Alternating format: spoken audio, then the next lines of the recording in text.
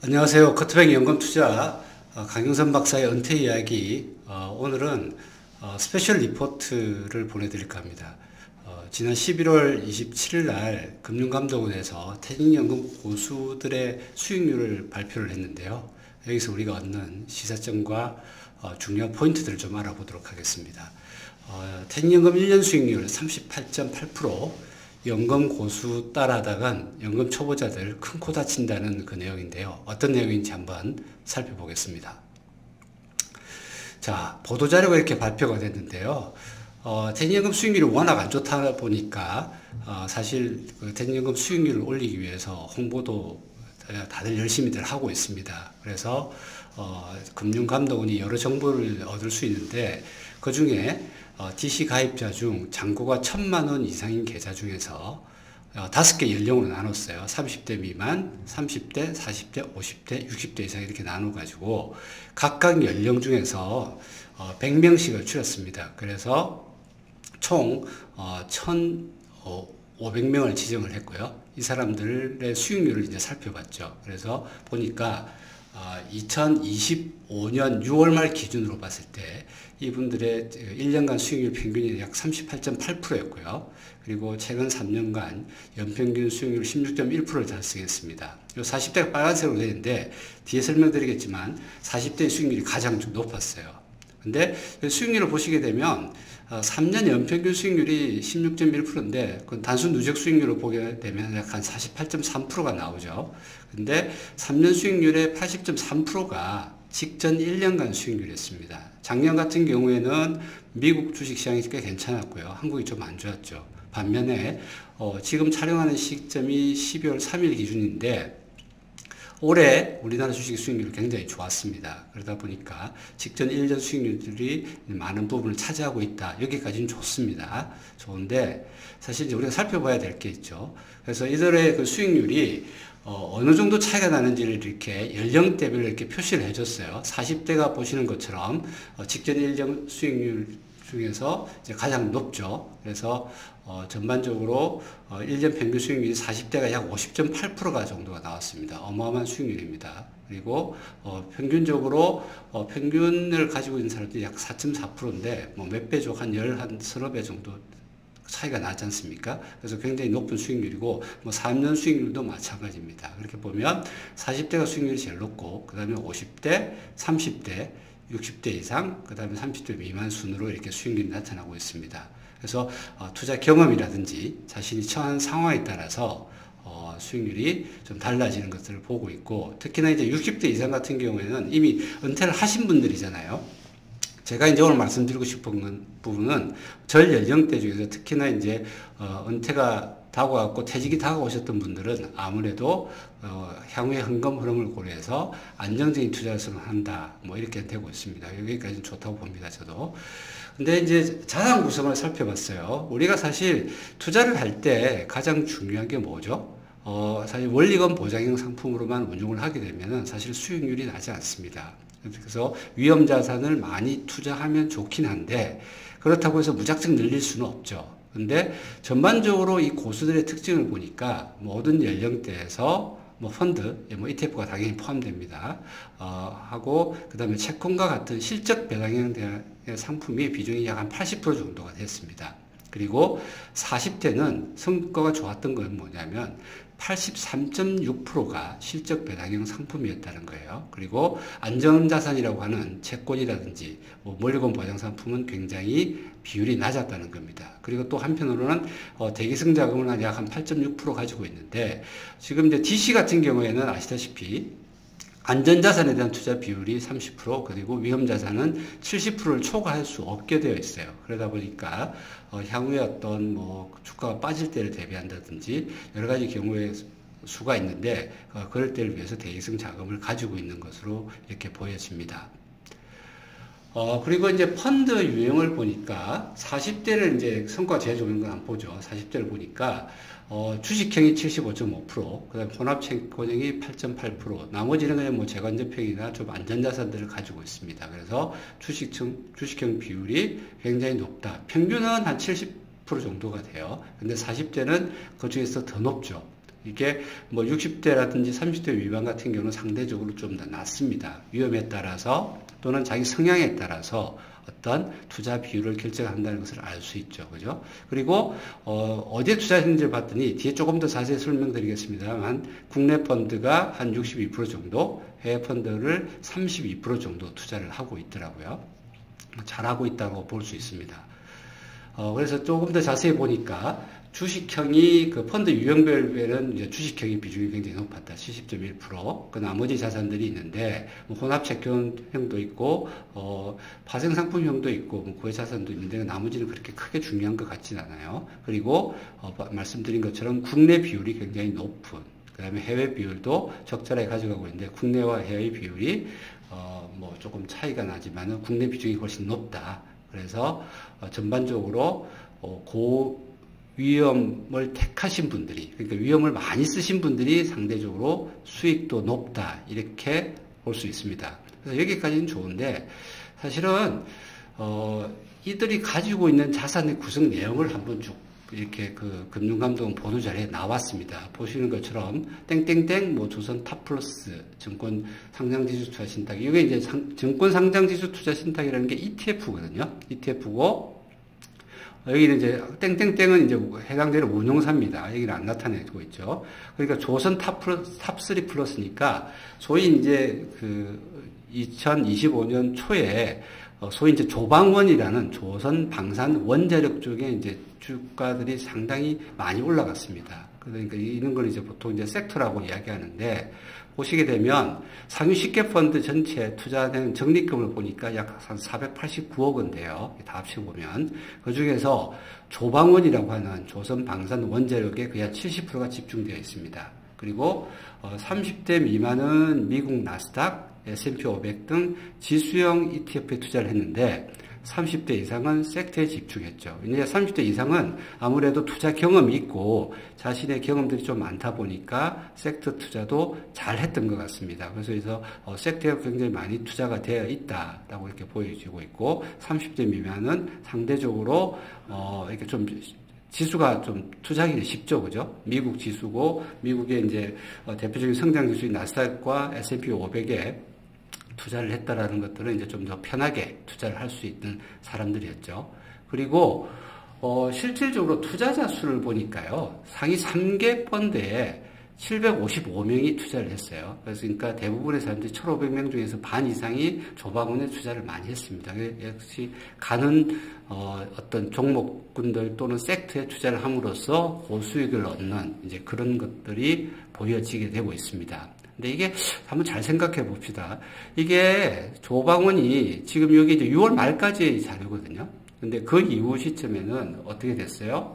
여러분들 주식시장을 잠깐 우리나라 시장을 보시게 되면은 9월, 10월까지는 이제 소위 이제 반도체가 이제 우리나라 주식시장을 이끌었죠. 그래서 한참 올라가다가 11월 같은 경우에는 뭐 AI 버블론 이야기가 나오면서 전반적으로 조정을 받고 지금 12월을 접하고 있는데, 사실 이 섹터의 어떤 순환 주기라는 것이 굉장히 짧게 올 수도 있고요. 좀 더 길게 갈 수도 있는데 굉장히 급변합니다. 급변하기 때문에 이 고수들이 이제 그런 것들을 잘 갈아타겠죠. 그래서 연말까지 어떤 수익률을 본다라고 하면 조금 더 달라질 수 있을 것 같은데, 어떤 것들은 어떻게 됐는지 사실 좀 궁금하긴 해요.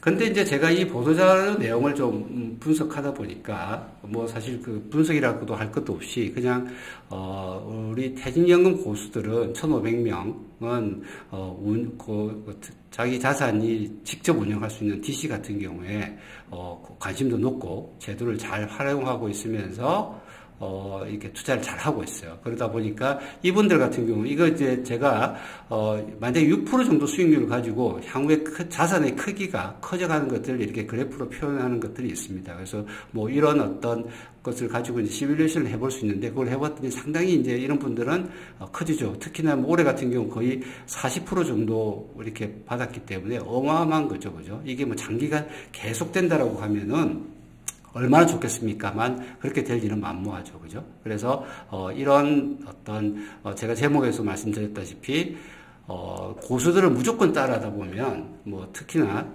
연금 투자의 초보자들은 큰 코 다칠 수 있습니다. 근데 다만 제가 지난 시간에도 잠깐 말씀드렸는데 연금 계좌에서는 한국 ETF를 사게 되면 오히려 손해예요. 그래서 해외 쪽을 한국 ETF를 그냥 한국의 일반 계좌에 사게 되면은 세금이 없습니다. 특히 주식과 연결된 것 같은 경우에는. 그런데 이 연금 계좌에 넣게 되면 연금 소득세를 자기 나이대에 따라서 넣게 되죠. 그래서 뭐 세금 면에서는 그렇다. 그렇지만 이제 연금 자산을 불려간다는 측면에서는 이것도 필요합니다. 그래서 연금 계좌에서 한국 ETF뿐만 아니라 해외 ETF를 사는 것이 좀 더 유리하다라는 것들을 제가 말씀을 드렸었죠. 그래서 어쨌든 고수들은 운용에 높은 관심이 있고, 그리고 제도를 잘 활용하고, 사실 이제 어떤 특정한 섹터라든지 이런 것들을 잘 찍어낸다. 제가 사실 이걸 보면서 한 3, 4년 전에 2차 전지가 떴을 때를 생각나요. 그때도 제가 외부 강의를 나가고 교육을 하게 되면은 2차 전지를 한참 사놓고 수익 많이 났다고 되게 좋아하시더라고요. 그래서 뭐 30% 났냐 50% 났냐 이렇게 하셔가지고 제가 이제 그분들 포트폴리오를 점검해 주면서 오히려 지금은 이걸 좀 줄이고 지수형으로 갈아타십시오라고 했던 기억이 납니다. 뭐 제가 이 고수들에게 좀 말씀드리고 싶은 부분은 이제 그런 부분이라고 말씀을 드릴 수 있을 것 같고요. 두 번째, 수익률이 굉장히 높죠. 굉장히 높습니다. 그렇지만 그렇다고 해서 이 자료를 보고 우리가 따라하게 되면 어떻게 될까요? 이런 분들은 굉장히 극소수입니다. 우리가 지시가입자가 2023년 기준으로 약 한 383만 명 정도 됩니다. 그런데 이 고수는 몇 명이라고 했습니까? 1,500명이라고 했잖아요. 그래서 정기분포로 그린다고 보면 오른쪽 극단에 위치한 사람들인데 사실 이들을 따라하면 안 되겠다는 게 제가 오늘 드리고 싶은 말씀입니다. 그래서 연금 수익은, 연금에 대한 투자는 장기적인 관점에서 길게 보고 꾸준하게 하는 것들이 중요해요. 근데 단기적으로 수익률이 높다고 해서 이분들이 계속해서 좋은 수익률을 가져갈 수 있느냐? 그렇게 되지 않다는 거죠. 그래서 우리가 실질적으로 자기가 어떤 투자를 할 때 어떻게 합니까? 자기 위험 성향에 맞게, 그리고 투자 목표에 맞게, 그 투자 방향에 맞게 어떤 군에 적합한 포트폴리오를 정하고 그걸 가지고 쭉 꾸준하게 리밸런싱을 하면서 이렇게 자산을 키워나가는 겁니다. 근데 이런 고수들은 한 해 굉장히 좋은 수익을 낼 수도 있지만은 빨리빨리 매매를 안 하게 되면 어떻게 돼요? 사실은 그 벌었던 수익을 다 까먹을 수도 있고 수익이 많이 나면은 많이 떨어질 수 있다는 것을 아셔야 됩니다. 그래서 여기 그래프 제가 하나 보여드리는데 시장이 좋지 않을 때, 보통일 때, 시장이 좋을 때를 나누어 가지고 실제로 자기의 포트폴리오를 가지고 시뮬레이션을 해보는 것도 굉장히 중요합니다. 그래서 이런 어떤 우리가 그 시뮬레이션도 해보고 이런 것들을 향후 어떻게 될 것인가를 점검해 보는 것도 굉장히 중요하기 때문에 이런 것도 활용하시면 좋고요. 그래서 극소수가 1,500명이 383만 명을 대변할 수 없다. 그렇기 때문에 이들을 무조건 따라해서는 안 되겠다라는 게 이제 제가 두 번째로 말씀드리고 싶은 거고. 세 번째는 연금 자산 운용의 핵심은 뭘까요? 수익률을 많이 내는 거 중요합니다. 정말 중요하죠. 하지만 저는 경험상 더 중요한 건 뭐냐면 위험 관리입니다. 그런데 우리 고수들의 특징은 뭡니까? 소위 섹터 투자에 몰빵을 한 것입니다. 근데 참 아쉽게도 금융감독원에서 이렇게 내보낸 보도자료에 사실 그런 내용이 한 줄도 없었던 것 같아요. 제가 한 두세 번 정도 읽어봤는데, 이게, 이렇게 투자하게 되면 위험도 커지게 되고, 그냥, 단순히 1년, 3년간 수익률을 했다라는 그 내용은 표시되어 있지만은 위험이 굉장히 증가될 수 있다라는 걸 아셔야 된다는 거죠. 우리가, 최근 직전에 이렇게 그 금융시장이 붕괴되거나 위험이 온 경우들이 꽤 있습니다. 가깝게는, 얼마 전 코로나 사태 때, 코비드 때의 구간이 있을 거고요. 그리고, 2008년도 금융위기가 왔을 때 구간이 있습니다. 그럴 때 자기가 실제로 내가 어떻게 투자를 하고 있는데 이게 원금이 회복되고 다시 수익이 날 수 있는 구간을 견딜 수 있는 그런 힘들이 있어야 돼요.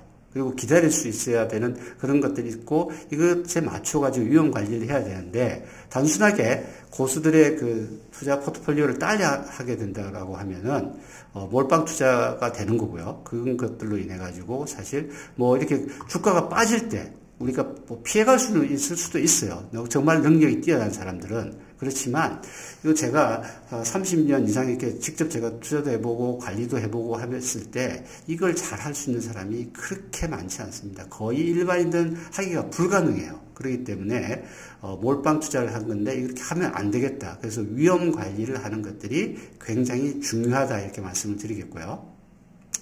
그래서 그러면 우리가 그 초보 투자자들은 어떻게 해야 되나? 이렇게 저희한테 질문을 많이 와요. 투자를 어떻게 하는 게 좋겠냐. 근데 저는 굉장히 쉬운 방법이 있다고 생각이 듭니다. 원리금 보장형 상품으로 하게 되면 마음은 편할지는 모르겠지만 돈이 이렇게 불어나는 속도가 소위 말해서 물가 상승률에도 못 쫓아가기 때문에 사실 그건 바람직하지 않아요. 어느 정도 위험을 자산에 투자를 해야 되는데 자기의 연령이라든지 위험 성향에 맞게 투자를 하되 쉬운 거 있지 않습니까? 지수형 ETF에 나누어 투자하는 것이 좋습니다. 올 초에 조방원이 좋고 9월 10월에는 반반반이라고 했어요. 반도체만 간다. 근데 어떻게 됐죠? 11월 달에 반도체 가격이 폭락을 했죠. 그리고 굉장히 한 달 정도의 조정이 있었습니다. 지금 다시 어떤 다른 형태로 갈 수도 있을지 모르겠지만 그런 것들이 우려되는 것도 있고 단기간의 어떤 시황에 따라서 우리가 섹터를 골라내는 것들이 힘들어요. 그렇기 때문에 한국은 코스피 200 ETF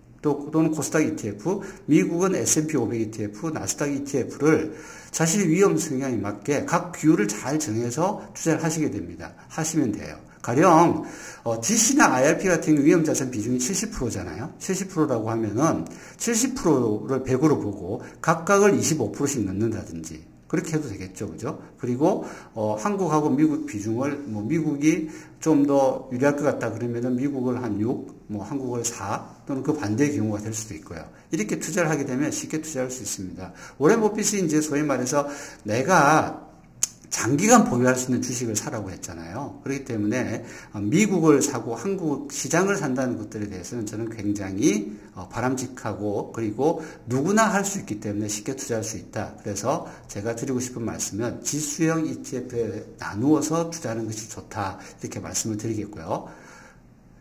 그 다음에 우리가 은퇴 목표를 설정을 하고 그게 이제 시간이 지나면서 달성이 될 거예요. 이렇게 이제 자기가 은퇴까지의 어떤 남은 기간 동안 현금 흐름이 어떻게 되는지를 한번 살펴보는 것도 굉장히 중요합니다. 제가 이건 임의로 가져왔는데 95세까지 살 때까지 내가 자금이 소진 안 되고 어떻게 될 수 있는가를 저희 회사의 시스템에 넣어가지고 실제로 시뮬레이션을 해본 겁니다. 그랬을 때 중립형 또는 적극 투자형을 가지고 했을 때 어떻게 되는지를 살펴본 거죠. 근데 이러한 것들을 사실 자기의 어떤 목표에 맞춰가지고 목표가 달성되기 전까지 굉장히 위험자산 투자를 많이 하고요. 달성이 되었다 싶으면은 그걸 안전자산으로 돌려주는 게 굉장히 좋습니다. 그래서 노벨 경제학상을 받은 모튼 교수 같은 경우에도 은퇴 재무 설계를 최종 목표 소득을 달성시키려면 안전자산을 전환하고 그 전까지는 어땠습니까? 은퇴 전 소득이 있고 그거를 키워나가야 되죠. 그래서 그런 자산에 대해서는 자산에 투자를 하라고도 권고를 했습니다. 그래서 자기 위험 성향, 그리고 투자 목표, 그리고 어떤 기관의 경과에 따라서 어떻게 달성되는지를 살펴보는 것이 굉장히 중요할 것 같습니다. 그런데 지금 보도 자료에는 TDF 이야기를 했어요. 근데 이제 TDF는 누구나 그 펀드만 사게 되면은 누구나 쉽게 할 수 있기 때문에 하는데 사실 고수들은 TDF는 안 샀더라고요. 조방원에 사고 그 직접적인 ETF를 샀지 TDF라는 건 잘 안 샀습니다. 근데 이 TDF도 또 그렇게 투자 생각하시는 분들이 있어요. 그러면 어떻게 하냐? 지금 IRP 같은 경우에는 태닝형 로보 어드바이저 1인 서비스라는 게 있습니다. 그래서 이런 것들을 활용하시게 되면 굉장히 자기가 직접 안 해도 알아서 해주니까 IRP 같은 계좌의 어떤 성과를 올릴 수 있는 그런 계기가 될 수 있겠죠. 그래서 오늘 말씀드린 내용은 뭐냐면 퇴직연금 고수들 수익률 많이 내서 좋지만은 제가 볼 땐 너무 몰빵 투자했고 위험합니다. 그래서 올해 정말 운이 좋아서 또는 시장을 잘 맞춰가지고 그리고 능력이 있어서 수익을 잘 냈지만 이분들이 5년, 10년, 15년, 20년 계속해서 좋은 수익을 낼 수 있을까 하는 데 있어서는 의문입니다. 그리고 더불어 우리가 일반인들 그리고 잘 모르시는 분들은 쉽게 투자할 수 있는 방법들이 있어요. 그래서 이런 부분들을 혼자서 고민하지 마시고 계속 말씀드리지만 시장이 흔들릴 때 투자 전략은 흔들리면 안 되고요. 그리고 여러 가지 복잡한 요소들에 대해서 상담을 통해 가지고 그리고 그런 것들을 기반으로 해서 여러분들이 연금 자산을 꾸준히 불려나가는 것을 관리를 하신다고 하면은 여러분들의 은퇴 목표 충분히 달성할 수 있을 것이라고 믿고 있습니다. 그런 결정하기 힘드신다고 하면 저희 코터백에 문의를 주시면 성심성의껏 답해 드리도록 하겠습니다. 오늘은 퇴직연금 고수를 따라 하다가는 큰 코 다친다는 주제로 말씀드렸습니다. 감사합니다.